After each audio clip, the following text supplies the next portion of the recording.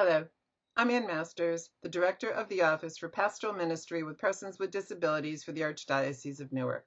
I'm excited to be with you today virtually on our topic, Raising a Son or Daughter with a Disability, Believe in Possibilities, some insights from other parents and our faith. Just wanted to share a little bit about my office. The vision of the office is to foster the appreciation of individuals with disabilities as indispensable members of the body of Christ. I'm not sure who is watching this presentation, so it's geared towards parents who may have just had a prenatal diagnosis or a baby born with a disability unexpectedly, or received a diagnosis of a developmental disability as a young child. If your son or daughter is older, it will still be helpful, and feel free to reach out to me. I pray this presentation will provide you with a sense of hope in your new adventure, raising a son or daughter who has a disability. As parents, our job is to launch our sons and daughters into the world to the best of their ability. Even within the same family, this will be different for each of your children because of their individuality. From our Catholic faith, we believe in the value of every person because everyone is created in the image of God. As parents, you may need to remind some of the people you work with regarding your son or daughter about this at times. You will meet parents from 3 families sharing insights from their own experiences and recommendations from a developmental behavioral pediatrician. They all acknowledge a sense of concern about life for their sons and daughters as they grow up. But what they learned is that it's important to believe in possibilities and to let go of expectations that are limiting. This doesn't mean it will be easy, just that it's much more possible than parents expected when they first encounter the experience of disability.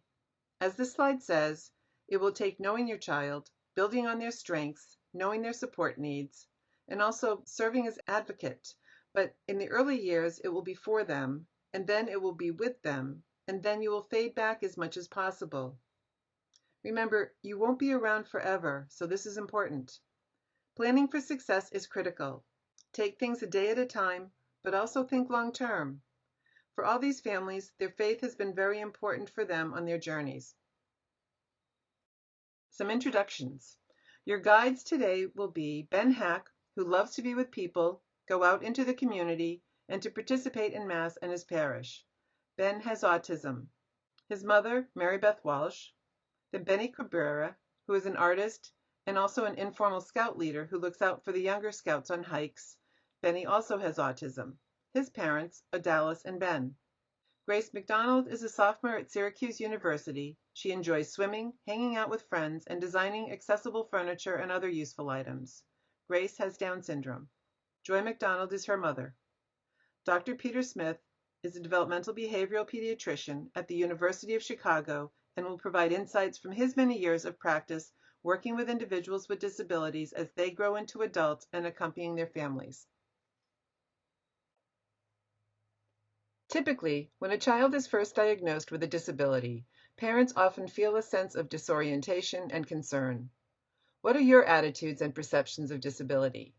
Your child will depend on you to believe in their fundamental value as a person and their ability to learn and develop with appropriate supports and opportunities. Society decides what personal characteristics are valued, which historically focuses on independence, strength, skin color, and wealth. Anyone who doesn't match these characteristics then are marginalized. The experience of feeling different can be hard.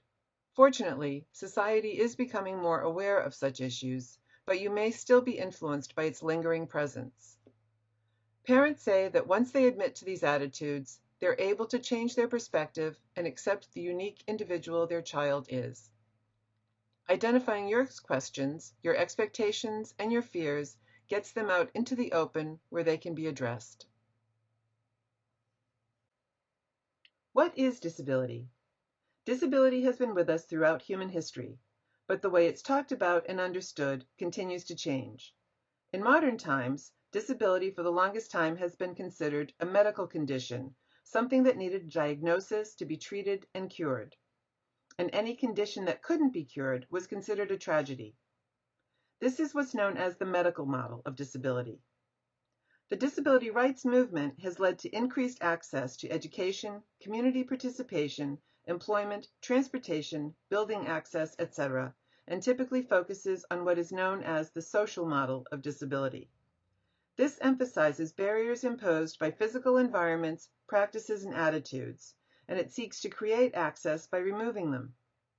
However, a more integrated understanding of disability recognizes that even the understanding of disability continues to evolve, and essentially it's an interaction between impairments or conditions, attitudinal, environmental barriers, and how things are done that restrict access to the ordinary things of a fully human life.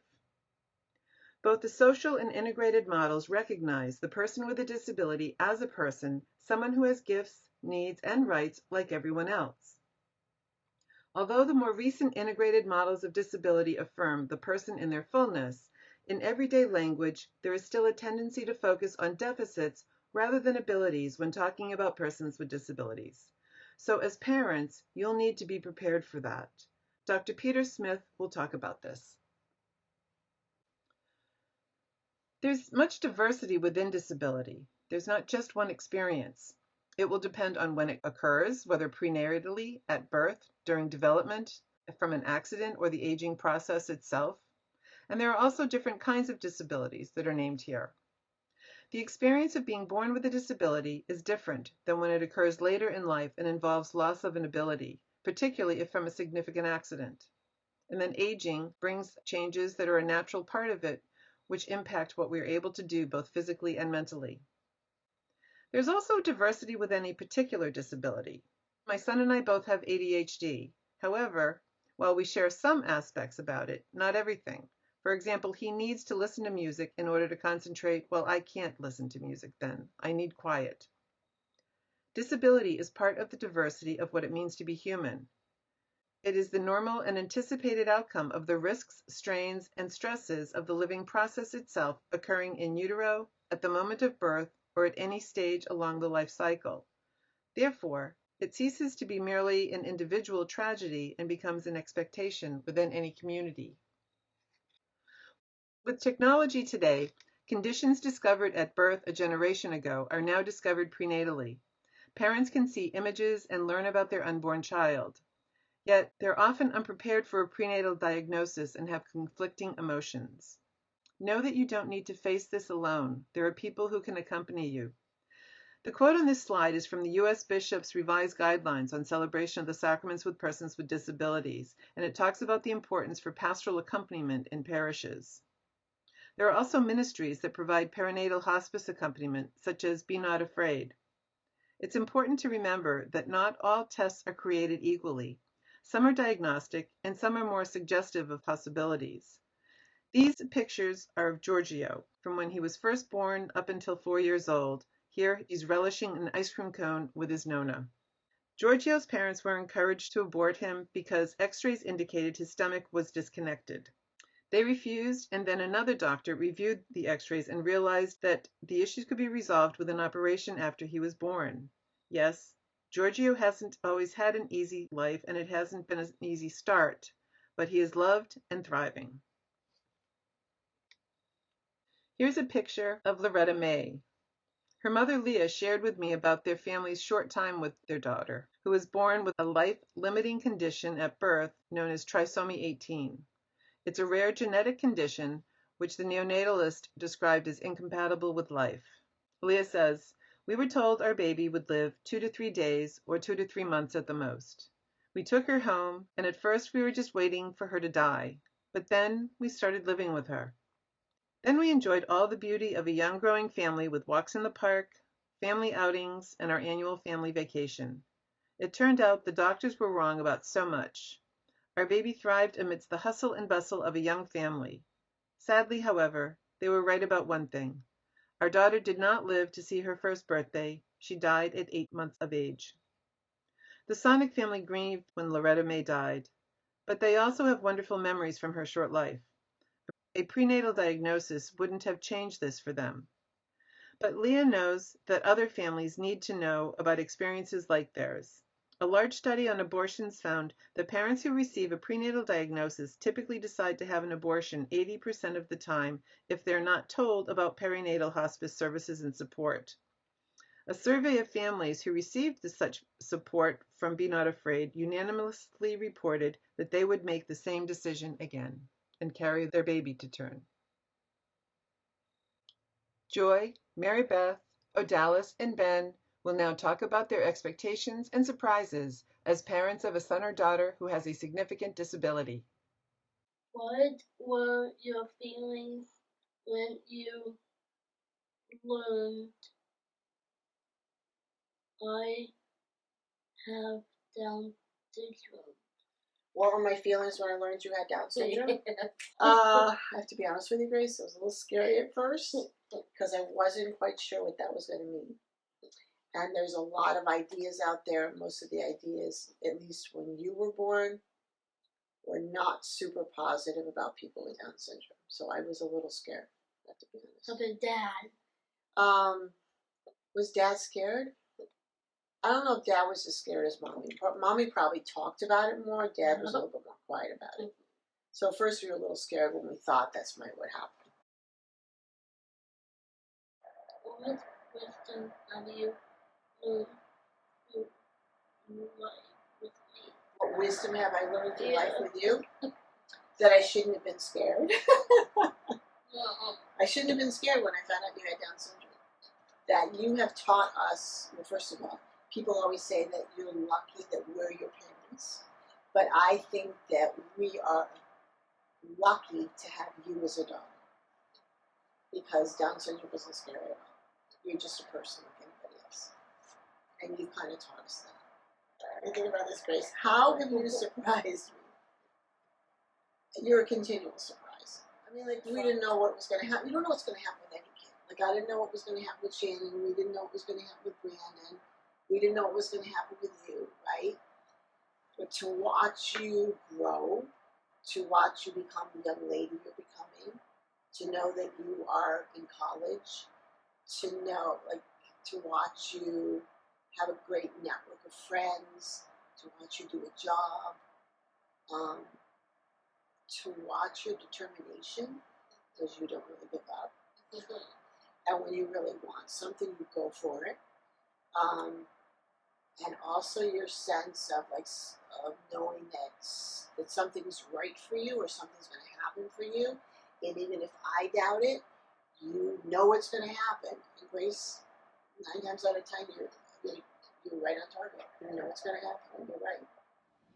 But when he was little, everyone said, you know, when your child's about 14 and they start going to meetings, they get to be their own advocate. They can say what they want, and their self-advocacy is valued in the community of people with disabilities. And that is true. And for a long time, I thought that was out of our reach. Like, Ben's not going to be able to tell you what his dreams are or what job he wants to do as an adult or what he's hoping for. But through his experience at church, especially post-confirmation, as he's gotten involved in doing more and more things, and more people go out of their way to greet him, and he goes out of the way to greet him, he's just become more connected to the community. I realized he has become his own best advocate. He's a fabulous self-advocate, and he's raised everyone's expectations about what an individual with autism and significantly limited language is really capable of. I never had any expectations.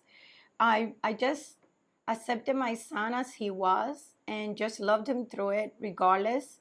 You always hope for him to do better, and he does. And what has surprised me is how caring he really is, and loving and kind.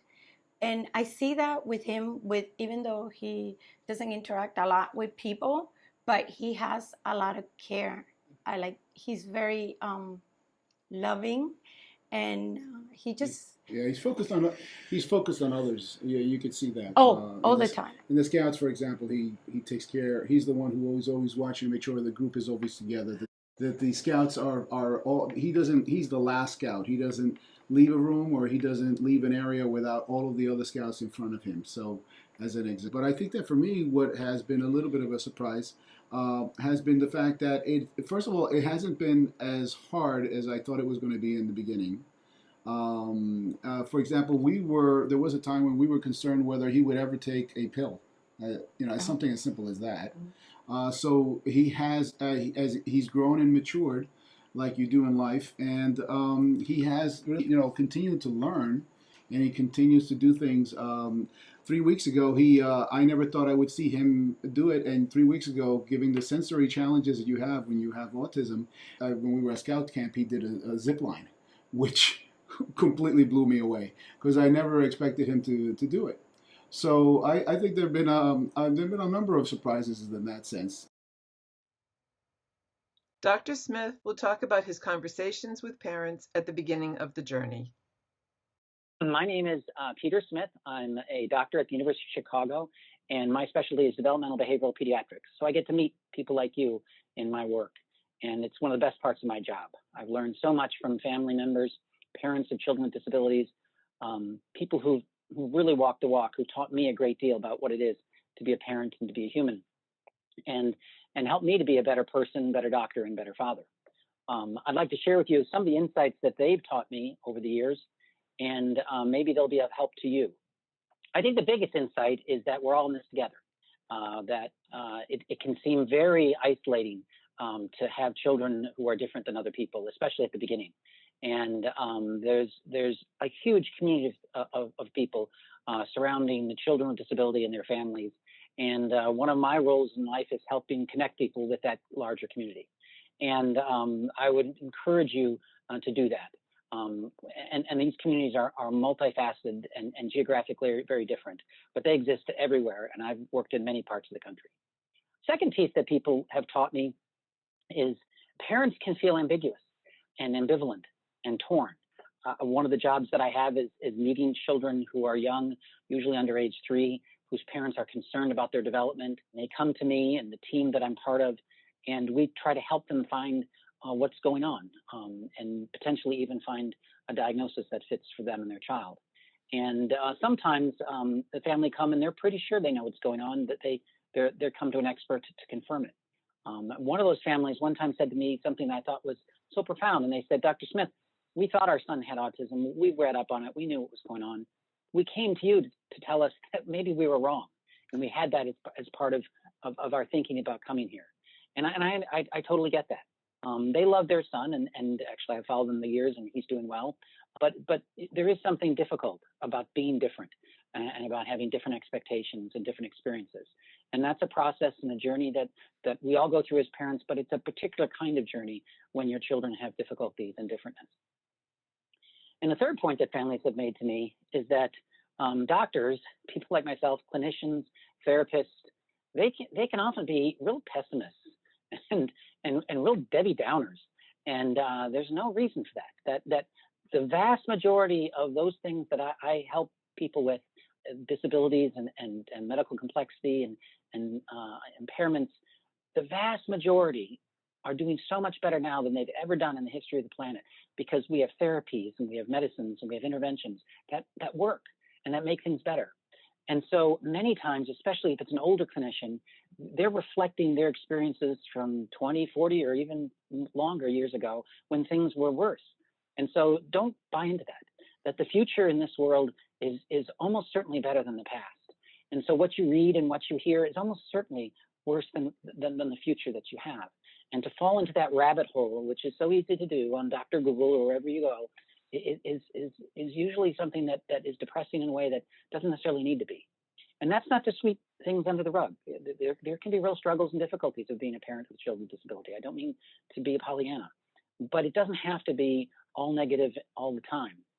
And I early in my career had one father sort of tell me sheepishly, sort of under his breath, she's our favorite. She's the easiest of them all. This young girl had Down syndrome. And they had been a family who was very worried pre-pregnancy, pre-delivery, during pregnancy, and their experience was so much better than they had anticipated. So I would encourage you to be open for the joy that can be there, to be connected to the people who can help you, and to be okay with ambivalence, that it's not all joy, it's not all happiness. You can have sad feelings, that's okay. But we're in this together and we can get through it together. And I hope this is helpful to you. Parents typically struggle with taking care of themselves, particularly when any of their children have significant support needs. However, Cherie Castellano, the executive director of Mom to Mom, points out that on an airplane we are told to put on our own oxygen mask first, before our child or anyone else. If you pass out from lack of oxygen, you won't be any help to someone else. So taking care of yourself isn't selfish. It's critical for your well-being and your child's. And from a faith perspective, it's also honoring the gift of life we receive from God. Be gentle with yourself when you make mistakes, which you will do. We all do. Just learn from them and go on. This is also an invaluable lesson we can teach our children, both by modeling it and also with our expectations of them.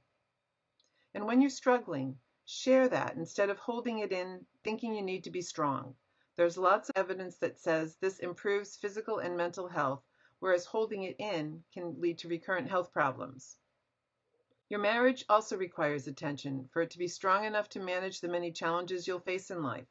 This doesn't have to be expensive dates that are often logistical nightmares to set up. It can be simply taking advantage of moments in daily life, like a quiet cup of coffee or a glass of wine together, paying attention to each other and being interested in what's going on with your spouse. You are partners on a journey that includes raising and launching your children into the world.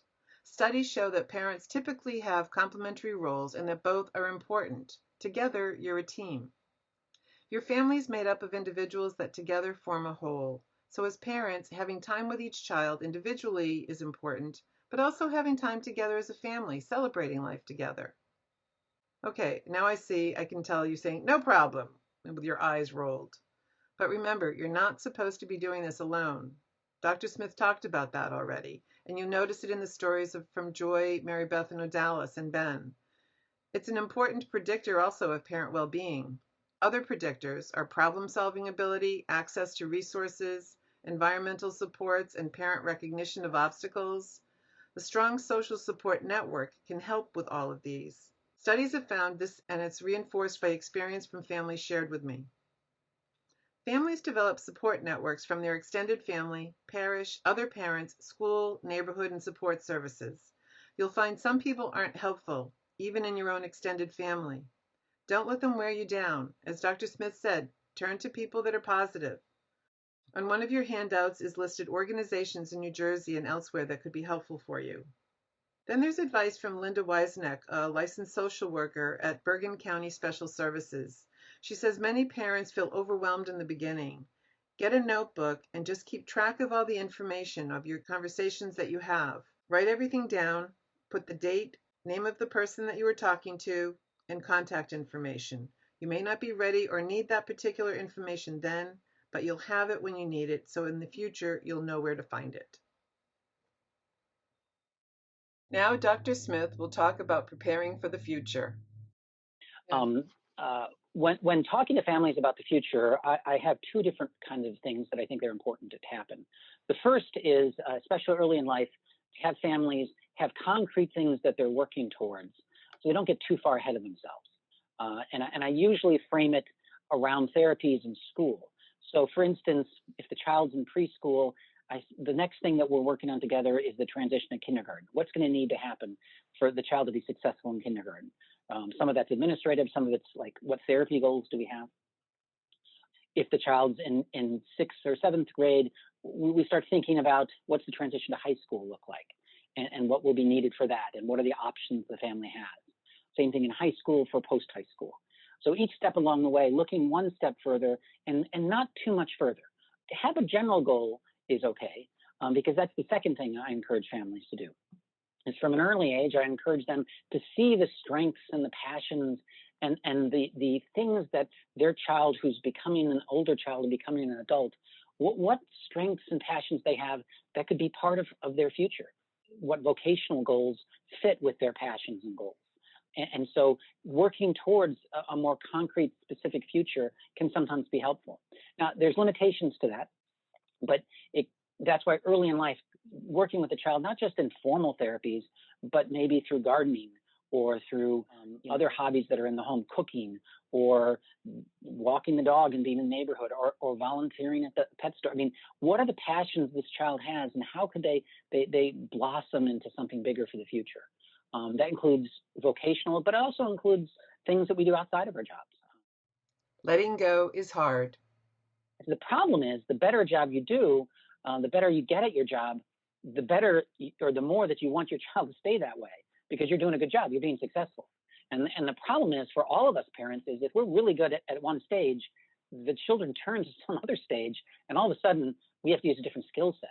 You know, the easy baby turns into the difficult toddler, you know, turns into the more easy, you know, school, you know, still love you, daddy, to the teenager who doesn't want you around at all because you're embarrassing.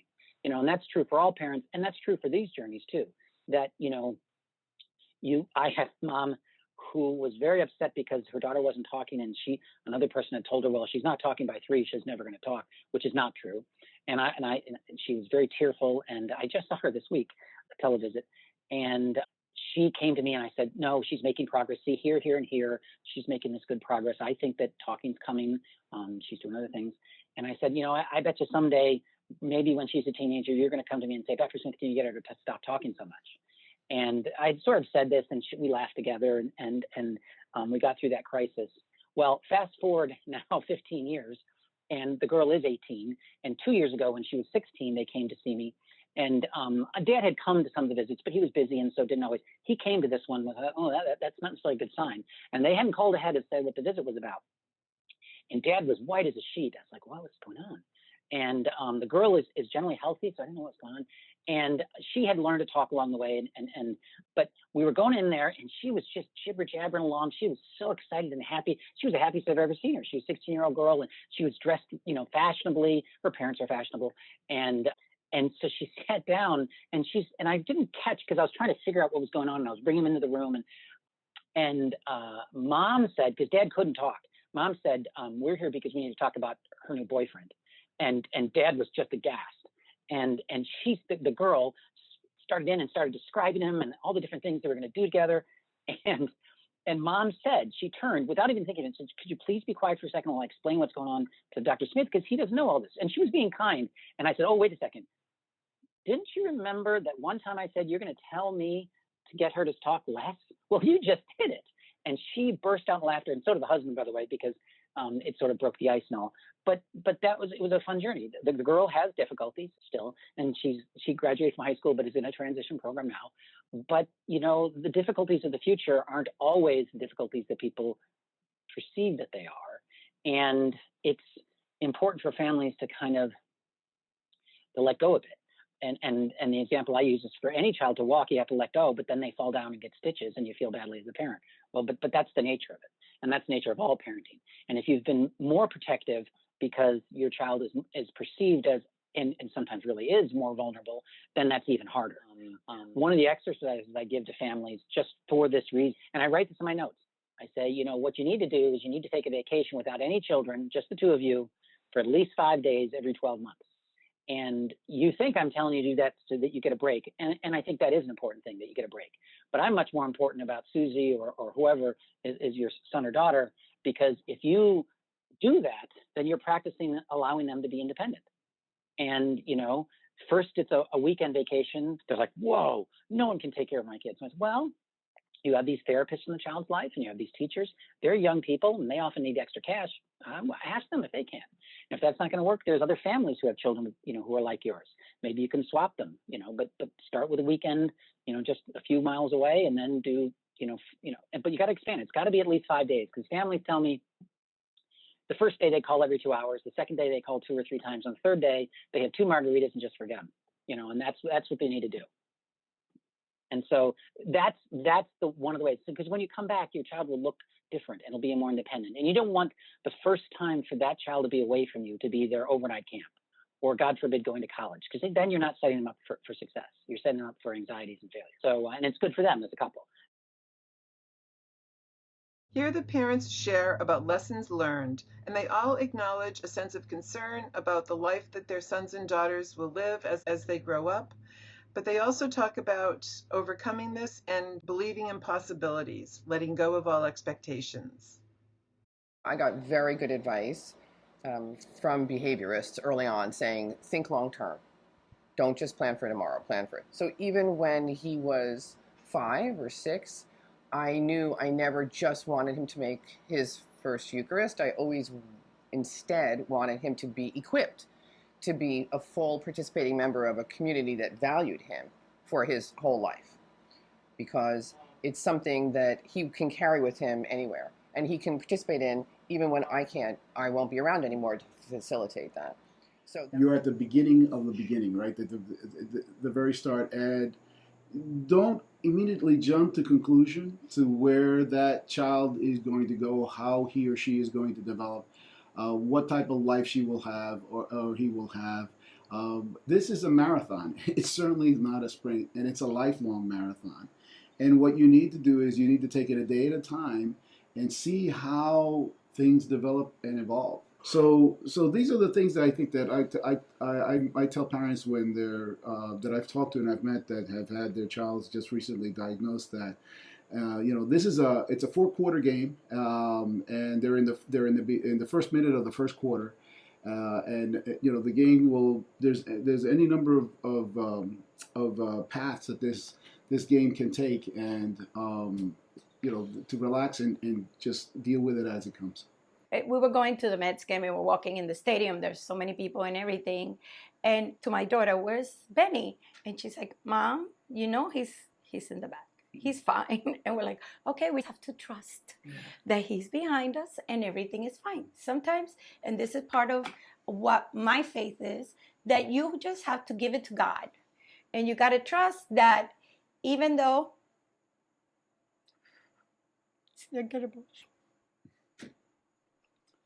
Even though, I don't know, even though, that God always has him, because there's going to be a time where we are not going to be in front of him, but God would always be behind him. Sorry. yeah, agreed. Agreed. I mean, that's we're not always there, so he's going to be on his own.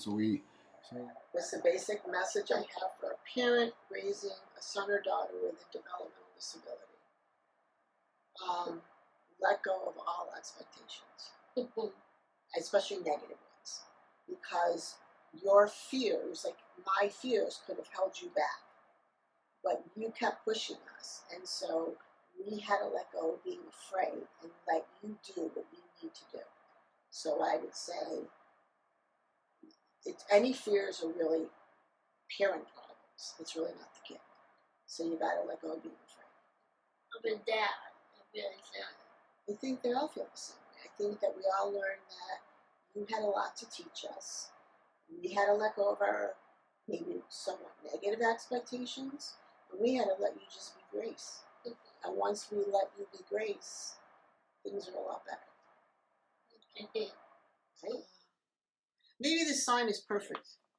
Should have that for us. Let your faith be bigger than your fear. Because that's really what it's about, to be honest with you. Because anything that's ever held Grace back is because we've been scared, not because she's not been willing to do it. We just sort of have to figure it out and go with what her lead is.